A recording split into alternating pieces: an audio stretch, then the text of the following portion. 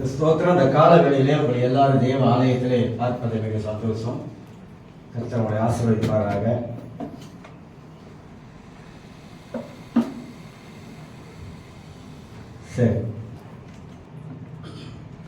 சரி, நாம ஒரு தொடர் செய்தி தான் பேசிட்டு வரேன். ஒருவருக்கு ஒருவர் என்ற ஒரு தலைப்புல தான் பேசுறது. ஒருவருக்கு ஒருவர் நாம் ஐக்கியமாய் இருப்பது, ஒருவருக்கு ஒரு ஒற்றுமையாய் இருப்பது என்ற வார்த்தைகள் பைபிள்ல நிறைய இருக்கு. அந்த அடிப்படையில் தான் சில காரியங்கள் மத்தியிலே நான் சொல்லிக்கொண்டே வருகிறேன். ஆவியாருடைய வேலை என்ன அப்படின்னு சொல்ல, ஒருவருக்கு ஒருவர் நாம் செயல்படும் போது பரிசுத்தாவுடைய வேலை என்ன என்பதெல்லாம் அந்த அடிப்படையிலே நான் உங்கள் மத்தியிலே நான் பேசிக்கொண்டு வந்தேன். அதுல ஆவிக்குரிய மனிதனுக்கு ஆவிக்குரிய வீழ்ச்சி எப்படி வருது அப்படின்னு போதிச்சு கொண்டு வந்தேன். ஆவிக்குரிய மனிதனுக்கு ஆவிக்குரிய வீழ்ச்சி எப்படியெல்லாம் மனித வாழ்க்கையில வருகிறது என்பதை குறித்து சில காரியங்களும் மத்தியிலே நான் சொல்லிக் கொண்டு வந்தேன். அந்த அடிப்படையில் போன வர கடைசி காலத்துல அநேகர் விழுந்து போவார்கள் என்ற வார்த்தையை வைத்து பேசின. கடைசி நாட்கள் அநேகர் விழுந்து போவார்கள், விழுந்து போகக்கூடிய சூழ்நிலைகள் ஏற்படும் என்பதெல்லாம் உங்க மத்தியிலே நான் சொல்லிக் கொண்டு வந்தேன். இன்றைக்கு ஓசியா புஸ்தகத்திலே 4ஆம் அதிகாரம், ஓசியா 4ஆம் அதிகாரம், பழைய ஏற்பாட்டுல புதிய ஏற்பாட்டுல தேடிடாதீங்க. பழைய ஏற்பாட்டுல பக்கம் சொல்லுகிற 1051வது பக்கத்துல ஓசியா 4ஆம் அதிகாரம் வசனம் 1, 2, 3 வசனங்களை நம்மளுக்கு வாசித்து அதிலிருந்து சில செய்திகளை இந்த காலவேளையை நாம் தியானம் பண்ணோம். இஸ்ரவேல் புத்திரரே, கர்த்தருடைய வார்த்தையை கேளுங்கள். ஓசியாவுக்கு ஆண்டவருடைய வார்த்தை வரும்போது ஓசியா இஸ்ரவேல் ஜனங்களுக்கு தேவனுடைய வார்த்தையை சொல்ல ஆரம்பிக்கிறார். தேசத்து குடிகளே, கர்த்தருக்கு வழக்கு இருக்கிறது. அது என்னவென்றால், தேசத்திலே உண்மை இல்லை, உண்மை இல்லை, நாட்டில உண்மை இல்லை, இரண்டாவதாக இரக்கம் இல்லை, தேவனை பற்றிய அறிவும் இல்லை. 3 காரியத்தை இதுல உள்ளடக்கப்பட்டிருக்கு. கர்த்தர் பல விதங்களிலே மனிதனோடு கர்த்தர் பேசுகிறார். கர்த்தருடைய வார்த்தையை கேளுங்கள். என்ன தேவனுடைய வார்த்தையை கேட்க வேண்டும்? தேவன் வேதத்துல என்ன காரியங்களை எழுதி வைத்து இப்பொழுது நம்மளோடு கூட பேச முடிய விரும்புகிறாரு. 2வது வசனம் வாசிக்கிறேன். பொய் ஆணையை விட்டு பொய் சொல்லி கொலை செய்து திருடி விபச்சாரம் பண்ணி மிஞ்சி மிஞ்சி போகிறார்கள். இரத்த பழிகளோடு இரத்த பழிகள் சேருகிறது. இதன் வித்தம் தேசம் புலம்பும். அதில் குடியிருக்கிற அனைவரோடு கூட மிருக ஜீவன்களும் ஆகாயத்து பறவைகளும் தொய்ந்து போகும், கடலின் மச்சங்களும் வாரிக்கொள்ளப்படும் என்று சொல்லி இந்த 2-3 வசனங்களை நாம் வாசிக்கிறோம். நிறைய காரியம் இருக்குது. தேசத்திலே உண்மை இல்லை என்று வாசிக்கிறோம். நாட்டிலே உண்மை இல்லை. உலகத்தில் எங்க பார்த்தாலும் ஒவ்வொரு நாடு எடுத்துக்கிட்டீங்கன்னாக்கா, நாட்டை நடத்துகிற தலைவர்கள் லஞ்சத்துல மூழ்கி மக்களை அடிமைப்படுத்துறாங்க உலகத்துல. ஏன்னா கடவுளை அறியாதவன நாட்டை நடத்திட்டு இருக்கிறோம். அதனால தேசங்களிலே உண்மை இல்லை என்று வாசிக்கிறோம். அப்படியே போய் திரும்பி பார்த்தோமாக்கா, கிறிஸ்தவ உலகத்திலே, கிறிஸ்தவ வட்டாரங்களிலே, சபைகளிலே அந்த உண்மைத்துவம் இன்னைக்கு மாறி போயிருச்சுன்னு நாம சொல்லணும். உண்மைத்துவம் இல்லாமல் போயிருச்சு. எந்தெந்த காரியத்திலே நாம வாழ்க்கையில உண்மைத்துவம் இல்லாமல் போயிருச்சு? ஏன் மனிதன் ஆவிக்குரிய வாழ்க்கையில இவ்வளவு மந்தமாய் வாழ ஆரம்பிக்கிறாங்க? ஏன் மனிதனுடைய வாழ்க்கையில ஆவிக்குரிய விழிப்பு இல்லாம போயிருச்சு இந்த கடைசி காலங்கள்ல? ஏன் மனித வாழ்க்கையில ஆலயத்துக்கு சத்தியத்தில் இருக்கிற வெளிச்சத்தை காண முடியாம போயிருச்சு? ரொம்ப ஒரு தேவனே துக்கப்படுகிறார். தேவன் ரொம்ப துக்கப்படுகிறார். ஏன்னா ரட்சிப்பு என்பது இலவசமாய் ஆண்டவர் கொடுத்தார். ரட்சிப்பு என்பது விலை மதிக்க முடியாதது. எந்த மனிதனுக்கு கிடைக்காத ஒரு பாக்கியத்தை உங்களுக்கு எனக்கு ஆண்டவர் இந்த ரட்சிப்பை கர்த்தர் கொடுத்திருக்கிறார். நாம் ரட்சிக்கப்படுவதற்காக ஆண்டவராக இயேசு கிறிஸ்து செய்த விளக்கரையும் தேவன் நமக்காகப்பட்ட பாடுகள், தேவன் நமக்காகப்பட்ட அவமானங்கள், தேவன் நமக்காகப்பட்ட நிந்தைகளை நாம் எண்ணி பார்க்கும்போது அந்த ரட்சிப்பை ஆண்டவர் நமக்கு இலவசமாய் தந்திருக்கிறார்கள். இலவசமாய் பெற்றுக்கொண்ட ரட்சிப்பில் நாம் எப்படி நிலைத்து வாழ வேண்டும்? கிறிஸ்தவ வாழ்க்கையிலே இது ரொம்ப ரொம்ப ஒரு முக்கியமாக இருக்கிறது. உலகத்தில் எப்படி உண்மை இல்லையோ அதே போல கிறிஸ்தவ உலகத்தில் இன்னைக்கு உண்மை செத்துக்கிட்டு போகுது, உண்மை அழிந்து கொண்டு போகுது. உண்மையான மனிதனை நாம் பார்ப்பது கடினமாக இருக்கிறது. எங்க பார்த்தாலும் வஞ்சகம், எங்க பார்த்தாலும் ஏமாத்து, எங்க பார்த்தாலும் திருமணம், எங்க பார்த்தாலும் பொய், இந்த மாதிரி காரியங்கள், பிசாசுடைய காரியங்கள் இன்னைக்கு அதிகமாக கிறிஸ்துவ சமுதாயத்திலே பெருகி கொண்டு போவதை நாம் பார்க்கிறோம், கண்கூடாக பார்க்கிறோம், பல விதங்கள்ல நாம் பார்க்கிறோம். அதனால ஆலயத்துக்கு வருகிற நாம் தேவ சத்தியத்தை கேட்கிற நம்முடைய வாழ்க்கையில முதலாவதாக கொடுப்பதிலே கர்த்தருக்கு நாம் எப்பொழுதும் உண்மையாகவே இருக்க வேண்டும். கர்த்தருக்கு கொடுப்பதிலே நாம் வேலை செய்கிறோம், உழைக்கிறோம், அந்த உழைப்பிலே ஆண்டவருக்கு கொடுக்கிற விஷயத்துல இந்த உண்மைத்துவம் நம்முடைய வாழ்க்கையில இருக்குதா என்பதை நம்மளை நாமளே அலசி பார்க்கணும்.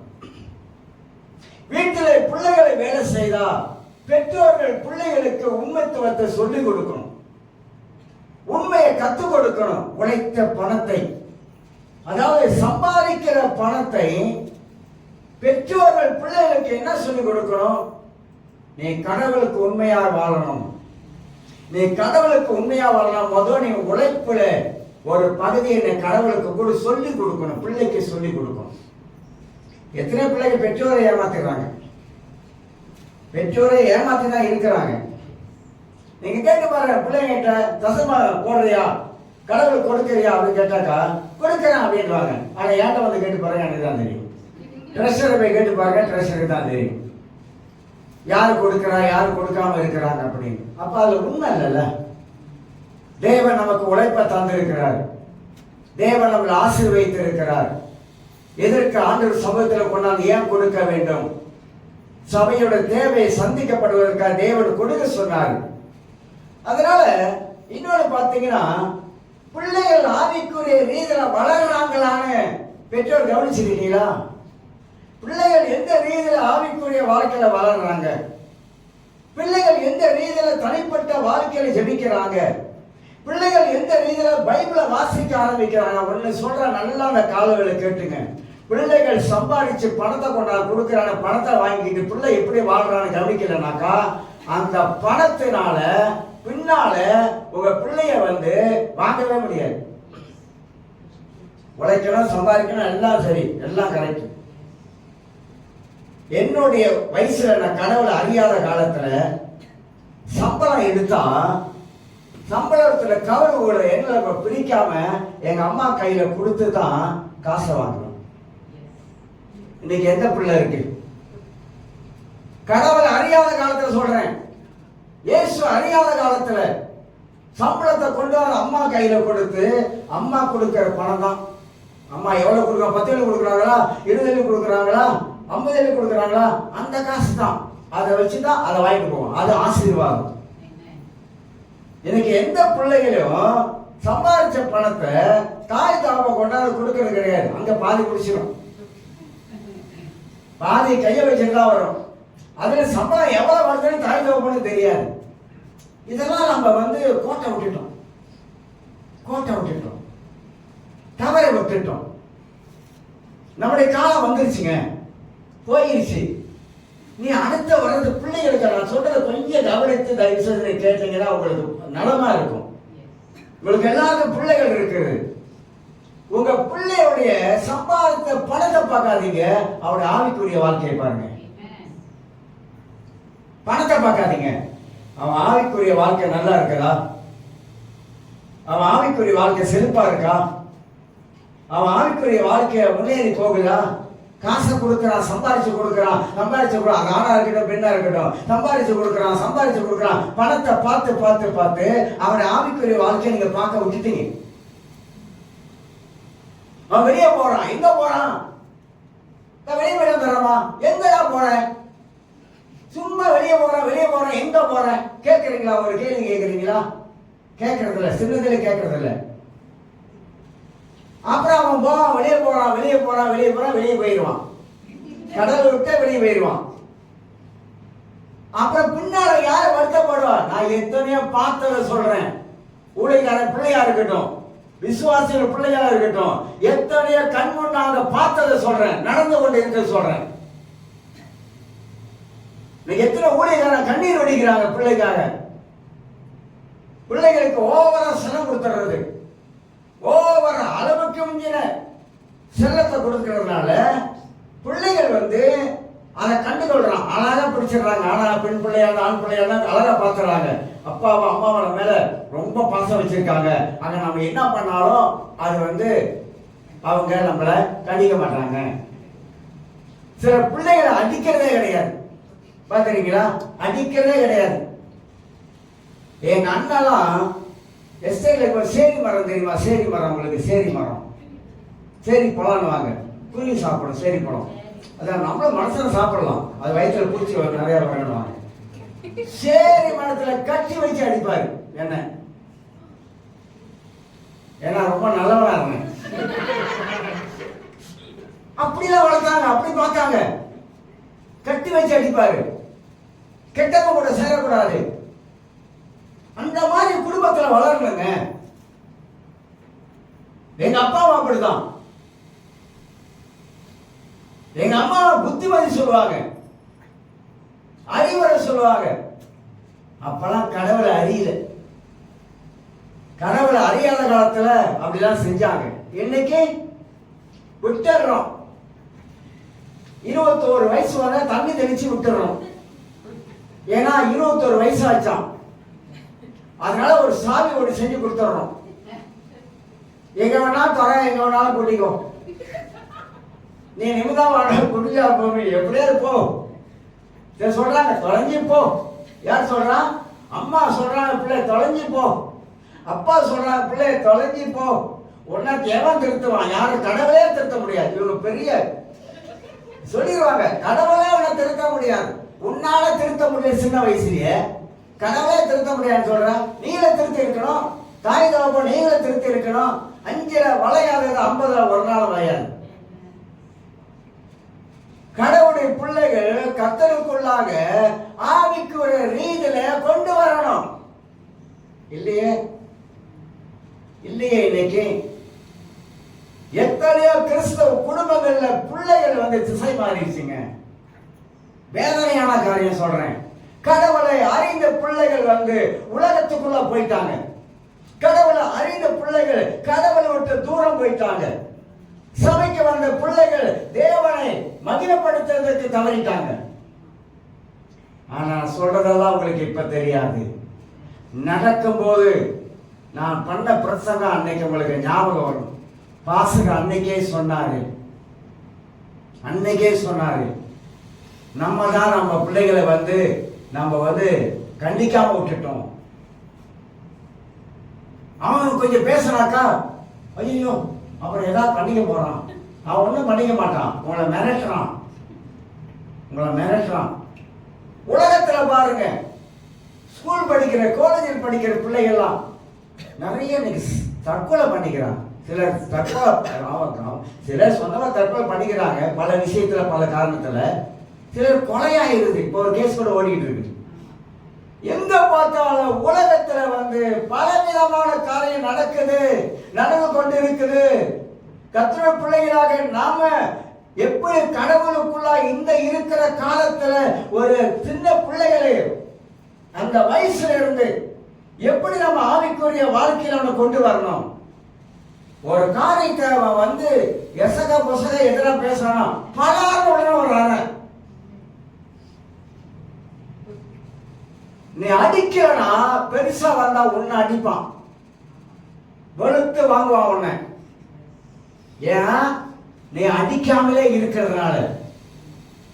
ஓம் பாப்பான் அப்பா நம்மளை அடிக்க மாட்டாரு, கத்துவாரு, பேசுவாரு, ஏசுவாரு, அடிக்க மாட்டாரு அப்படின்னு அவனுக்கு தெரிஞ்சு வச்சிருச்சு. அதனால அவன் பெருசா வந்தா நீங்க ஏதாவது பேசுனீங்கன்னா அவன் போடுவான், ஒரு போடு. நடக்குதுங்க, நடக்குது.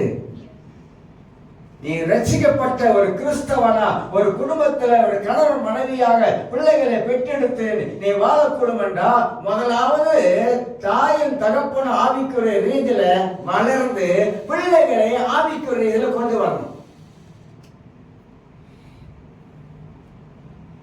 எத்தனை பிள்ளைகள் வந்து சின்ன வயசுல சேர்ச்சுக்கு வராங்க, நல்லது, ஆலயத்துக்கு வராங்க, ஆலயத்துக்கு கூட்டத்தில் வராங்க, ரசிக்கப்பட்டாங்களா? உன் பிள்ளை ரசிக்கப்பட்டுச்சா? கேள்வி பாருங்க உங்க மனசுல. உன் பிள்ளைய கூப்பிட்டு ரசிக்கப்பட்டியாடா? இயேசுவை முழுமையை ஏற்றுக்கொண்டியா? கர்த்தர்னா உனக்கு யாரும் தெரியுதா? உலகனா என்னன்னு உனக்கு தெரியுதா? பாவனா உனக்கு என்னன்னு தெரியுதா? சொல்லி இருக்குமா? கேட்டிருக்குமா உட்கார வச்சு? இல்ல. ஏதோ சேர்த்துக்கு வரான், ஏன் கூட வரான், சர்வீஸ்குள்ள போறான், அங்க சொல்லி கொடுக்குறாங்க. அவன் சேர்ச்சியில் பெருசா வந்துட்டா 12 வயசானா அவனுக்கு சண்டே ஸ்கூல் ஒரு பட்டவலாம் போட்டு கவர்லாம் போட்டு, ஓ அவனுக்கு 12 வயசு மேல தாண்டிட்டான், சேர்ச்சியில் உட்கார வைக்கிறோம். யாரை காசு கூட வச்சோம். அதுக்காக சில படிப்படியா சில காரியங்களை கற்றுக் கொடுக்கறதுக்கு. ஆங்கில சேர்ச்சியில் போய் பாருங்க, நம்ம வந்து வெக்கப்பட்டு வந்துடணும். எனக்கு தெரியல தமிழ் சேர்ச்சி அப்படி இருக்குது. எங்க பார்த்தாலும் எங்க பார்த்தாலும் தமிழ் சேர்ச்சி. ஆங்கில சேர்ச்சி அப்படி இல்லை. பிள்ளையார் ராயல் ரேஞ்சர்ஸா அதுக்கு அனுப்புறாங்க, மற்ற யாங்கி டான்ஸா அதுக்கு அனுப்புறாங்க. தாய் தப்பா அவ்வளவு எஃபோர்ட் போடுறாங்க, பிள்ளைகளுக்கு நேரத்தை கொடுக்குறாங்க, பிள்ளைகளுக்கு அப்படி விடுறாங்க, ஏற்றுட்டு வராங்க போறாங்க. அவ்வளவு காரியம் பிள்ளைகள். ஏன்னா பிள்ளையோட எதிர்காலம், ஆவிக்குரிய எதிர்காலம். ஏன்னா உலகம் அந்த லெவல்ல இன்னைக்கு போயிட்டு இருக்கு, சொல்ல முடியாத அளவுக்கு உலகம் போயிட்டு இருக்குது.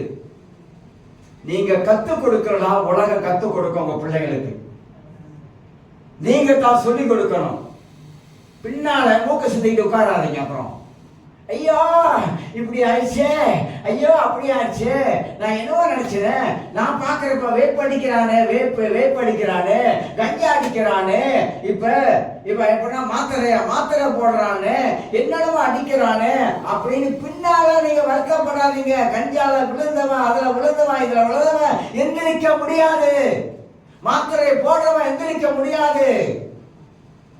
உன் பிள்ளைகளை நம்ம ரெண்டு கண்ணு போல பார்க்கலன்னா அவன் உலகத்துல போயிட்டாக்கா, நீங்க உலகத்துல போனவன உங்களால ஒரு நாள் கொண்டு வர முடியாது.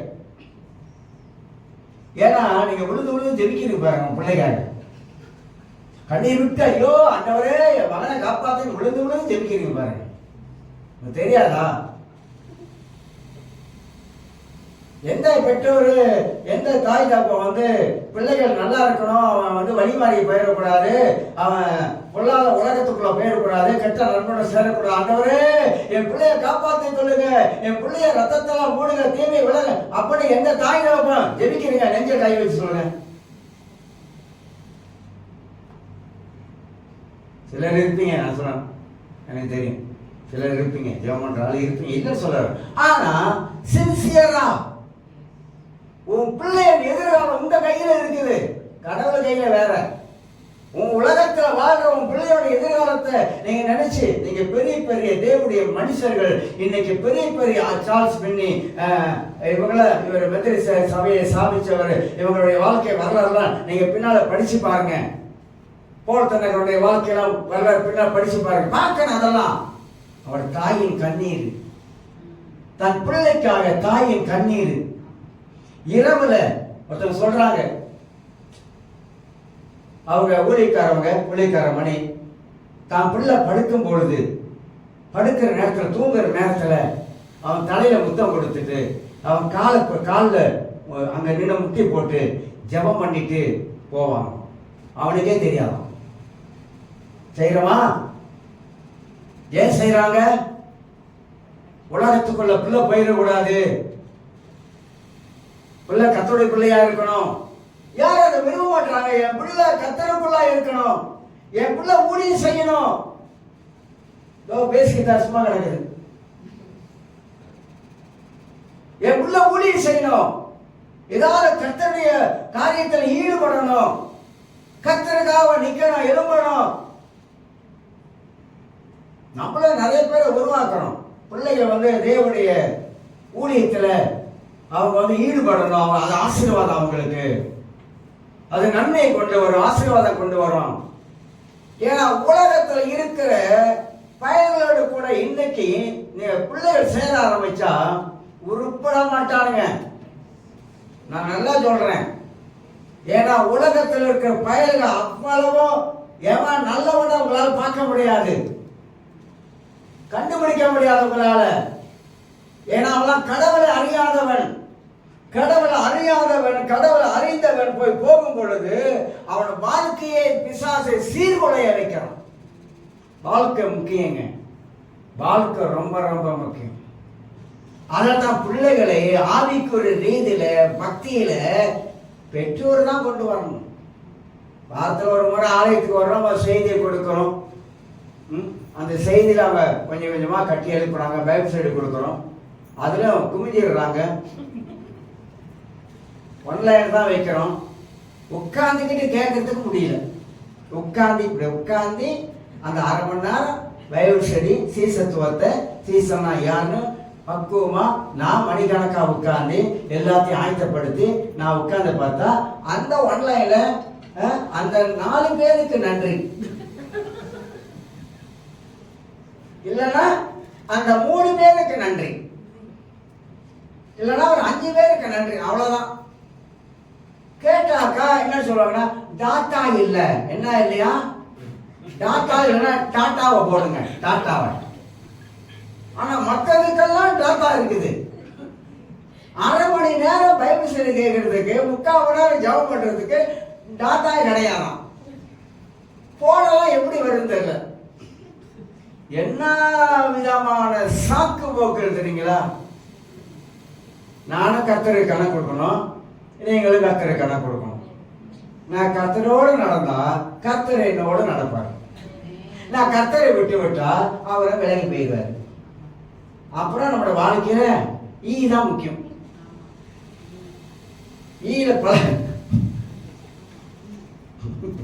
பலவிதமான இருக்கு. உண்மையா சொல்றாங்க. நான் மன சங்கடத்தோடு சொல்றேன். நம்ம நல்லா இருக்கணும் கர்த்தர் விரும்புறாருங்க. நீங்களும் நானும் நல்லா இருக்கணும் தான் கர்த்தர் விரும்புறாருங்க.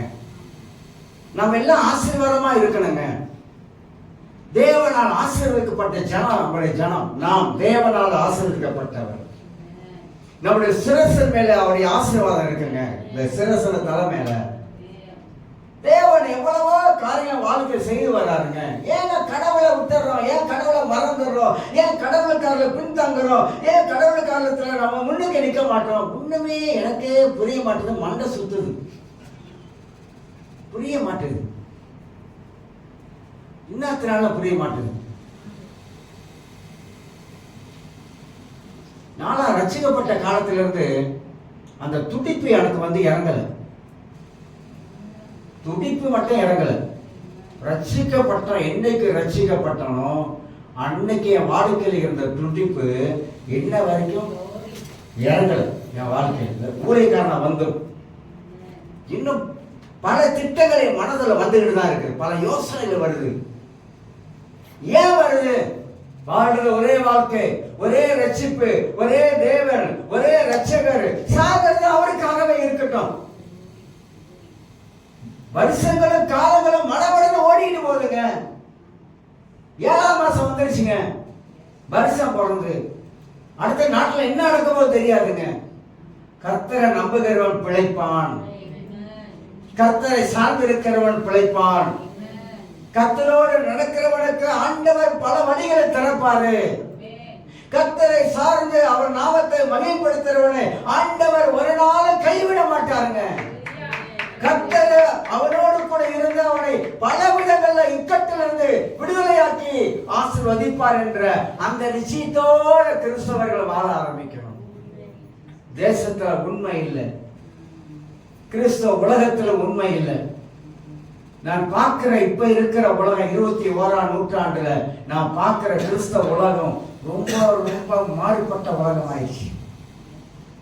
ஒரு காலத்துல இருந்த பயபக்தி எல்லாம் இன்னைக்கு இல்லாம போயிடுச்சு. ரொம்ப ரொம்ப அப்படியே குறைஞ்சி தனிஞ்சு போகுது. ஆவிக்குரிய ரீதியில் அனல் இல்லாமல் எல்லாம் மங்கி போகக்கூடிய சூழ்நிலை வந்துருச்சு. எல்லாருக்கும் நல்லது சொல்றேன். நல்லதுக்கு தான் சொல்றேன். ஊழியக்காரன் தன் ஜனத்துக்கு எப்போதுமே நல்ல வார்த்தைகளை தான் சொல்லுவான். நீங்க கெட்டு போறது தேவனுக்கு விருப்பம், ஊழியக்காரனுக்கு விருப்பம் இல்லை.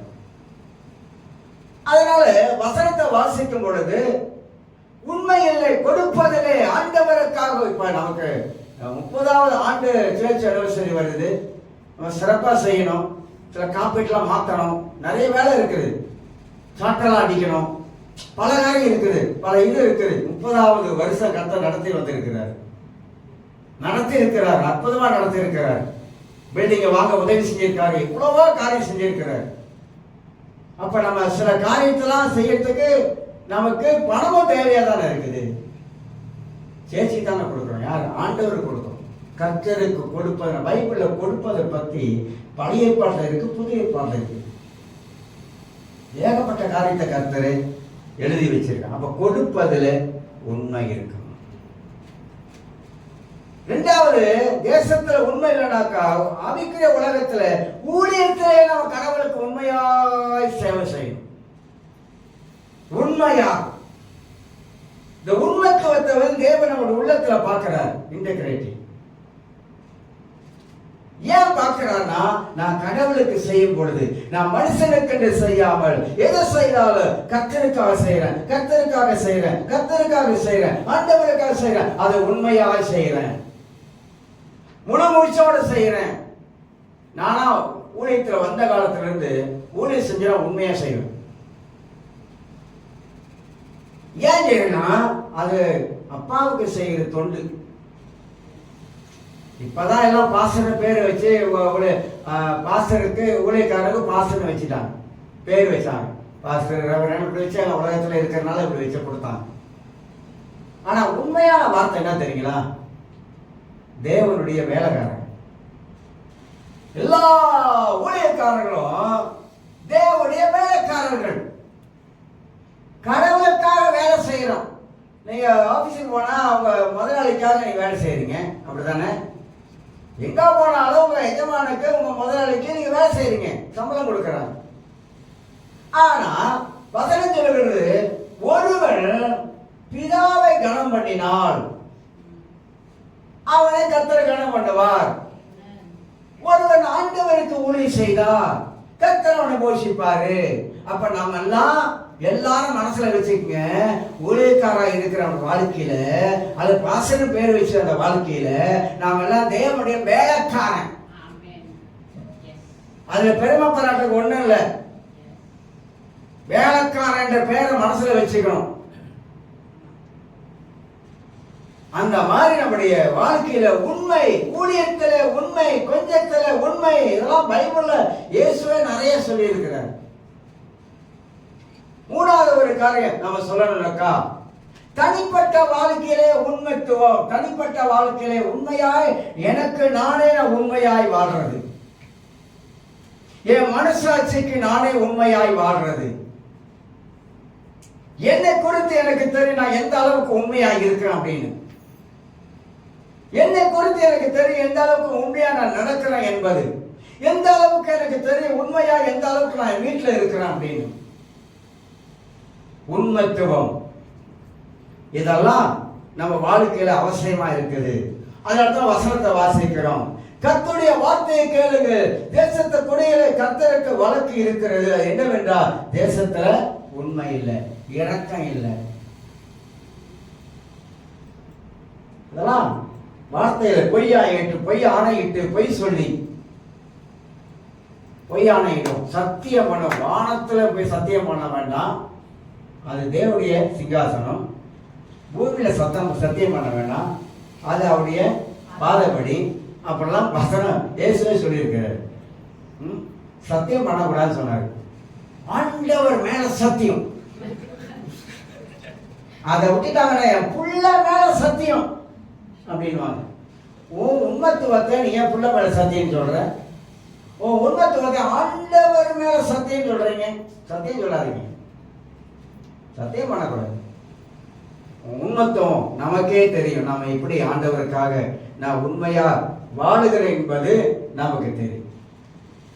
பைபிள்ல நிறைய வார்த்தைகள் நமக்கு சொல்லப்படுவதை பார்க்கிறோம், சிந்திக்கணும். இப்ப உலகத்துல நான் பார்க்கும்போது நிறைய சீர்கேடுகள் உலகத்துல இன்னைக்கு வந்து கொண்டே பெருகுதுங்க. நிறைய பெருகுது. நம்ம கேள்விப்படாத ஒரு காலத்துல கேள்விப்படாத காரியமெல்லாம் இன்னைக்கு நடக்குது. இன்னைக்கு நடந்து கொண்டிருக்கு. தமிழ் சமுதாயத்தில் சீனம் கூட இல்லை, மலைக்காரன் கூட இல்லை, தமிழ் சமுதாயத்தில் நிறைய சீர்கேடு சொல்ல முடியாத அளவுக்கு. ஒரு காரியத்தை நினைச்சா மனது அப்படியே உருக்குது. ஒரு வங்காளி பிள்ளைய தெரியுதான்னு எப்படி இருக்கும், நம்ம பிள்ளையா தான் நமக்கு எப்படி இருக்கும்னு நினைக்கிறேன். எப்படி இருக்கும், பிள்ளைய வளர்த்து ஆளாக்கி ஒரு காலேஜில் வரைக்கும் படிக்க வச்சு இந்த மாதிரி ஆச்சுன்னா எப்படி இருக்கும்னு நினைப்பீங்க. அந்த குடும்பத்தோடைய மனநிலை, தகப்பன் தாயோடைய மனநிலைமை. ஒரு பிள்ளை போலீஸுக்கு படிக்க வேண்டிய பிள்ளைங்க, அவன் ஆர்வம், அந்த பிள்ளையை கொண்டிருக்காங்க மேலே போலி பண்ணி கீழே தள்ளி. இதெல்லாம் உலகத்தில் நடக்கிற சீர்கேடு. தமிழன் கேங்கு 36 21 சின்ன பிள்ளைகளுக்கு, சின்ன பிள்ளைய பிறக்கும் போது அவன் முடி வைக்கிற ஸ்டைல்ல வந்து எல்லாம் கேங்கோட நம்பரை போட்டது உருப்பிடுமா? நான் கேட்கிறேன். பிள்ளைகளை சின்னதிலே வளர்க்குறாங்க எப்படி? தமிழ் சமுதாயம் அந்த அளவுக்கு சீர்கெட்டு போயிடுச்சு. ஆனா அவன் இயேசுக்குள்ள வந்துட்டான், மதம் மாறிட்டான்டா, எவ்வளோ மதம் மாற்றிட்டான் அப்படின்னா அவன் இயேசுக்குள்ள வந்தா நல்லா வர போறான். யாரையும் மாத்தலையே. எவ்வளவு பேர் சீர்கெட்டவர்களே உலகத்தில் இருந்தவர்களே கிறிஸ்துக்குள்ள வந்து இன்னைக்கு நல்ல ஒரு வாழ்க்கையை வாழ்ந்துட்டு இருக்கிறாங்க. அதனால உலகத்தை கொஞ்சம் யோசித்து பாருங்க. இன்னைக்கு உலகம் இருக்கிற நிலையை கொஞ்சம் யோசித்து பாருங்க. உலகம் இன்னைக்கு சீர்கெட்டு போச்சு. உண்மை இல்லை, தேசத்துல உண்மை இல்லை, தேசத்துல நடத்துற இடத்துல உண்மை இல்லை. லஞ்சம் வருகிருச்சு, பணம் வருகிருச்சு, எல்லாம் பண மோசடி. எங்க பார்த்தாலும் பண மோசடி. குற்றத்தை மறைக்கிறதுக்கு என்னென்னமோ காரியம்லாம் நாட்டில் உலகத்துல இன்னைக்கு நடந்து கொண்டிருப்பதை நம்ம பார்க்கணும். நம்ம இஸ்ரேலில் வந்து ஜெபிக்கிறோம், நல்லது, இஸ்ரேலுக்காக ஜெபிக்கணும், சமாதானத்துக்காக ஜெபிக்க சொன்னாங்க. அந்த நாட்டை நடத்துகிற ஒழுங்கா இருக்கானா? பெஞ்சமின் நெத்தனியாலுக்காக ஜெபிக்கிறோம். அவன் எவ்வளோ லஞ்ச ஊழல் தெரியுங்களா? உங்களுக்கு தெரியுமா எவ்வளோ லஞ்ச ஊழல்னு?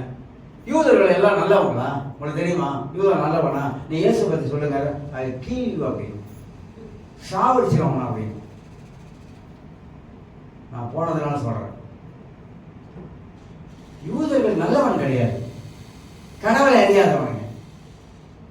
அதனால அங்கேயும் நிறைய இஸ்ரேல் தேசத்திலே பாவம் இருக்கிறது, பெருத்து வெடிக்குது. தேவனுக்கு அருவருப்பான காரியம் அங்க இருக்குது. பழைய ஏற்பாடு ஃபுல்லா நீங்க படிச்சு பாருங்க. பழைய ஏற்பாடு காலங்களில் ஏன் யூத மக்கள் வந்து அடிக்கடி ஏன் அசிரியர் கையில ஒப்பு கொடுக்கிறாரு? எதனால ஒப்பு கொடுக்கிறாரு? பழைய ஏற்பாடு நல்லா படிச்சு பார்த்தீங்கன்னா இந்த யூத ஜனங்கள் எப்பொழுதுமே கடவுளுக்கு எதிராகவே செஞ்சாங்க, பாவ காரியங்கள் செஞ்சாங்க, அக்கிரமம் செஞ்சாங்க, அருவருப்பான காரியம் செஞ்சாங்க. அதனாலதான் கர்த்தர் அவன் கையில ஒப்பு கொடுத்தாரு. திருந்திவான எவன் திருந்தானா? திருப்பி அதான் செஞ்சாங்க. ஆனா இன்ன வரைக்கும் என்ன பண்ணுது? இப்ப அடி வாங்குது, சரியான அடி வாங்குது. நம்ம ஜெபம் பண்ற சமாதானத்துல ஜெபம் பண்றோம், ஆனா உள்ளுக்க இவ்வளவு அக்கிரமம் இருக்குது. நாட்டுக்குள்ள இவ்வளவு அக்கிரமம் இருக்கு, யூதருக்குள்ள இவ்வளவு அக்கிரமம் இருக்குது. பெஞ்சமின் நெத்தனியால் அவர் தான் இதா இருக்காரு பிரசிடண்டா. அவரே எவ்வளவு லஞ்சம் கேஸ் போட்டிருக்கானுங்க, விட்டா பிடிச்சு உள்ள வச்சிருவானுங்க. அப்ப என்ன, ஒரு தலைவனா இருக்கிற தேவனால ஆசீர்வதிக்கப்பட்ட ஒரு தேசம் கானான் தேசம், இஸ்ரவேல் தேசம். அந்த தேசத்தை நடத்துகிற நீ உண்மை இல்லைன்னா எப்படி? உனக்கு அந்த தேவ பயம் இல்லைன்னா சரி, மேசியாவாக இயேசு வருவார், அந்த மேசியாவாக தேவனுக்கு உண்மையா இருக்கிறியா? பணம் பணம் பணம் பணம் எல்லாத்தையும் மாற்றும். பணம் எல்லா விதமான காரியத்தை செய்ய வைக்கும். பணத்தை முன்ன வைக்கிறவங்க வாழ்க்கையில சரிஞ்சிருவாங்க. கடவுளை முன்ன வச்ச பணத்தை பின்னால வைக்கிறவங்க வாழ்க்கையில மேல போயிட்டு இருப்பாங்க. இதுதான் இன்னைக்கு உலகத்துல நடக்கிற அநியாயங்கள், அக்கிரமங்கள், பல காரியங்கள். ஒவ்வொரு தேசத்திலும் பல காரியம் நடக்குது. நாட்டோடைய நிலவரங்களை கொஞ்சம் பார்த்தீங்கன்னாக்கா இந்த பைபிளுக்கும் நடக்கிற சமூகத்துக்கும் நம்ம பல காரியத்தை நம்ம அறிந்து கொள்வதற்கு உதவியாக காணப்படும். அதனால எனக்கு அருமையானவர்களே, உலகத்துல எப்படி நடக்குதோ அது போல கிறிஸ்தவ உலகத்திலும் பல விதமான காரியங்கள் இன்னைக்கு நடந்து கொண்டு இருப்பதை நாம் பார்க்கிறோம். கிறிஸ்தவ உலகத்துல நீங்க பாத்தீங்கன்னா உலகத்துல சில காலம் இருக்கிறது கிறிஸ்தவ உலகத்துல இல்லாம போயிடுச்சு. அன்பு இல்லாம உலகம் ஆயிடுச்சு. கிறிஸ்தவ உலகத்துல அந்த அன்புக்கு இன்னைக்கு வேல்யூ இல்லை, மதிப்பு இல்லாம போச்சு. உண்மையான அன்பை மக்கள் தேடுறான், மனிதன் தேடுறான், பிள்ளைகள் தேடுறாங்க. எங்க அம்மாவா எங்க அப்பாவா எங்கிட்ட உட்கார்ந்து கொஞ்சம் பாசமா பேச மாட்டாங்களா, அன்பு காட்ட மாட்டாங்களா? எத்தனை கிறிஸ்தவ குடும்பத்துல பிள்ளைகள் அன்புக்காக ஏற்கிறது, அதனால உலகத்துக்கு போயிடுறாங்க. அன்பை காட்டுறதில்ல, உட்கார்ந்து பிள்ளைகளோட கொஞ்சம் பேசி பழகிறதில்ல. கொஞ்சம் பிள்ளை வளர்ந்துட்டால என்னப்ப உங்க பிள்ளைதான், உங்க பிள்ளைய அன்பா நீங்க நேசிக்க தெரியணும். உங்க பிள்ளைய தப்பு பண்ணா அன்பா அழகா கண்டிக்க தெரியணும், அன்பா பேச தெரியணும். அதெல்லாம் விட்டாங்க இன்னைக்கு அதனால பிள்ளைகளுக்கு அந்த அன்பு காட்டுறதுக்கு ஆள் இல்லை. அதனால ஏக்கமாயிடுச்சு. அதனால எவனால ஒருத்தன் பல்லு அடிச்சானாக்கா, இவன் நல்லா பல்லு அடிக்கிறான் பரவாயில்ல, அவன் எண்ணிக்கை பேசுறானா, இங்க தாண்டா அன்பு இருக்குன்னு போயிடுறாங்க, அங்கதான் அன்பு இருக்குன்னு போயிடுறாங்க. அதான் பிரச்சனை. ஒரு பாசம் என்ன சொல்றாரு, என் பிள்ளைங்க 2 பொம்பளை பிள்ளை என்கிட்ட ஃப்ரெண்ட்லியா பேசுவாங்க, எல்லாம் மனம் விட்டு பேசுவாங்க. அப்படிதான் இருக்கும். ஃப்ரெண்ட்லியா ஒரு தாய் தாப்போட ஃப்ரெண்ட்லியா பேசும், மனம் விட்டு பேசும். அதுதான் உண்மை. மறைச்சிக்கிறது, உள்ளே வச்சுக்கிறது. எந்த ஒரு பிள்ளை ஒரு தாய் தகப்பனத்துல மனம் விட்டு பேசுதோ அந்த பிள்ளை நல்லா வரும். ஏன் நல்லா வரும்னு சொல்றேன், அது மனசுல இப்பதான் சொல்லுது. தாய் தகப்பன் என்ன சொல்லணும், சில அழகா அந்த பிள்ளை சொல்றதுக்கு ஏற்ற மாதிரி சொல்லணும். இதெல்லாம் இன்னைக்கு சில தாய் தகப்பன் சில அப்பா அம்மாருங்க பிள்ளைகிட்ட உட்கார்ந்து பேசுறதே கிடையாதுங்க. ஏன் பேச மாட்டாங்கன்னா, இவர் அப்பா அது பிள்ளை வளர்ந்துருச்சு, அது வெக்கமா இருக்கு, இவர் பெரிய பாரு, இவர் மிஸ்ஸர் வெக்கப்படுறாரு. பிள்ளைகிட்ட பேசுறதுக்கு இவருக்கு வெக்கம் வந்துருச்சான். உன் பிள்ளைகிட்ட பேசுறவனுக்கு என்ன வைக்க வேண்டியது இருக்குது? பிள்ளைகிட்ட கலகலன்னு இருங்க, சந்தோஷமா இருங்க. சும்மா தொட்டதுக்கெல்லாம் எரிஞ்சு கொட்டாதீங்க, அப்ப அது எரிஞ்சிடும். எரிஞ்சு கொட்டாதீங்க. என்ன எனக்கு புரியல என்னடாக்கா, வசனத்தை வாசிக்கிற எங்களுடைய வாழ்க்கையில பிள்ளைகளை ஹேண்டில் பண்ண தெரியல. பார்த்தீங்களா, வயசு போயிடுச்சு, ஆனா பிள்ளைகளை ஹேண்டில் பண்ண தெரியல. எப்படி ஹேண்டில் பண்ணணும், பிள்ளைகளை எப்படி நேசிக்கணும், எப்படி பாசமா இருக்கணும், பிள்ளைகிட்ட என்ன காரியங்களாம் பேசணும், அப்படி ஹேண்டில் பண்ண தெரியலையே. அது தாயா இருக்கட்டும் தகப்பனா இருக்கட்டும். அதனால எனக்கு அருமையானவர்கள், காலம் கொடியான ஒரு காலத்துல வந்துட்டோம். மனித வாழ்க்கை கேள்விக்குறியாக நீங்க மாறிக்கிட்டு போகுது. மனிதர்கள் ஆவிக்குரிய வாழ்க்கையில சரிஞ்சு கொண்டே போகிறாங்க. நிறைய பேர் ஆவிக்குரிய வாழ்க்கையை சரிஞ்சு கொண்டே போறாங்க. நாம் வாழ்கிற இந்த உலகத்துல ரொம்ப ரொம்ப ரொம்ப கவனமா இருக்கணும். குடும்பமும் நமக்கு ரொம்ப ரொம்ப முக்கியம். குடும்பத்தில் இருக்க நமக்கு பிள்ளைகள் ரொம்ப ரொம்ப முக்கியம். தேவனுக்கு முதல் இடத்தையும் 2வது குடும்பம் தான், கடைசி தான் ஊழியம். ஊழியம் குடும்பத்தை விட்டு ஓடுறது கேட்டா ஊழியம். 24 மணி நேரம் ஊழியம். ஒன்னு ஆண்டவர் அப்படி செய்ய சொன்னாரா, 24 மணி நேரம் குடும்பத்தை பார்க்காத, என் ஊழியத்தை கவனி அப்படி சொன்னாரா பைபிள்ல எங்கேயாவது? ஆளுங்க பண்ற தப்பு. நான் ஊழியத்துக்காக நான் அர்ப்பணிச்சிருக்கிறேன், எனக்கு ஊழியம் தான் முக்கியம். யாரையா சொன்னா ஊழியம் தான் முக்கியம்னு? குடும்பம் முக்கியா? பைபிளே சொல்லுது. நிறைய ஊழியக்காரன் அப்படி தப்பு பண்ணியிருக்காங்க. வீடு தங்கிறது இல்லை, உலகமே சுத்தி வர்றது, வீடு தங்கிறது இல்லை, மனையை பார்க்கறது இல்லை, மனையை பார்க்கறாங்க. சில காலம் நடந்திருக்கலாம், இங்க நான் சொல்ல முடியல. மனைவியோடைய ஏக்கம், இவரு போயிருது 3 மாசம் அங்க இருக்கிறது, 4 மாசம் அங்க இருக்கிறது, 5 மாசம் அங்க இருக்கிறது. ஏன்னா அவர் உலக சுத்த வாலிபன் ஆகிட்டு இருப்பார். அதனால கோஸ்பலை தூக்கிட்டு போறாராம். மனைவி கூட்டிட்டு போ. நிறைய விஷயங்கள்ல கிறிஸ்தவ வாழ்க்கை, மனித வாழ்க்கையை கேள்விக்குறியாயிடுச்சு. அதனால நம்ம வாழுகிற உலகத்துல நம்ம ஆவிக்குரிய ரீதியில சரிஞ்சிடக்கூடாதுன்னு சொல்ல வரேன். ஆவிக்குரிய வீழ்ச்சி வரக்கூடாது. நம்முடைய வாழ்க்கையில கடவுளுக்குள்ளாக கட்டப்பட்ட வாழ்க்கையா இருக்கணும், பைபிளோடு கட்டப்பட்ட வாழ்க்கையா இருக்கணும், தேவனோடு நெருங்கி வாழக்கூடிய வாழ்க்கையா இருக்கணும். இந்த வாழ்க்கை தான் பேய் பார்த்து ஓடிடுவோம், பிசாசு நெருங்க முடியாது, ஓடிடுவான். யுத்தம் பண்ணணும், ஜெபத்துல யுத்தம் பண்ணணும், ஆவியில யுத்தம் பண்ணணும், சாத்தானுக்கு எதிராக யுத்தம் பண்ணணும், குடும்பத்துக்கு எதிராக யுத்தம் பண்ணணும். என் குடும்பத்துக்கு எதிராக சாத்தானை இயேசுவின் நாமத்தில் விரட்டணும். என் பிள்ளைகளுக்கு எதிராக சாத்தானை இயேசுவின் நாமத்தில் விரட்டணும். விரட்டுவதற்கு அதிகாரம் இருக்குது, விரட்டுவதற்கு பரிசுத்தாவின் வல்லமை இருக்குது, விரட்டுவதற்கு தேவனுடைய வார்த்தை இருக்குது, விரட்டுவதற்கு இயேசுவின் ரத்தம் இருக்கிறது, விரட்டுவதற்கு ஆராதனை இருக்குது. இதெல்லாம் நம்ம வாழ்க்கையில செய்யாம இருந்தா தாங்க நமக்கு பிரச்சனை. சாத்தான் விட மாட்டான் கர்த்தருடைய பிள்ளைகளே சாத்தான் எப்படியாவது கீழே தள்ளலாம் நினைப்பான். அதனால இந்த கால வேளையிலே கர்த்தர் உங்களை எல்லாரையும் ஆசீர்வதிக்கணும். உங்க குடும்பம் நல்லா இருக்கணும், உங்க பிள்ளைகள் நல்லா இருக்கணும், நீங்க வாழ்ந்து இருக்கணும், நீங்க ஆசீர்வாதமாக இருக்கணும். அதுதான் தேவன் விரும்புகிறார். எல்லாரும் எழுந்திருக்கலாம். ஸ்தோத்திரம் ஆண்டவரே, நன்றியோடு துதிக்கிறோம் ஆண்டவரே.